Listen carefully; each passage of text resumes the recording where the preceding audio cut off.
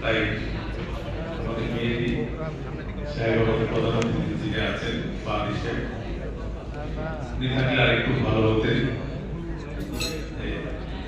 আমাদের সংসদে কথাটি বলার জন্য আমরা চেষ্টা করবো এবং আমি আশা করবো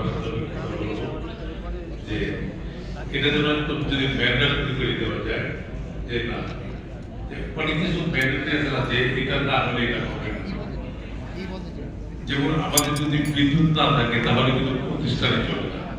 এমনি করে আমরা যদি ফায়ার সার্ভিসের এই সেক্টরটাকে আমরা ম্যান্ডেটরি করে দিই যে এটা ছাড়া আমরা প্রতিষ্ঠানের পারমিশন দিব না অথবা এটা আপনাদের উদ্বোধন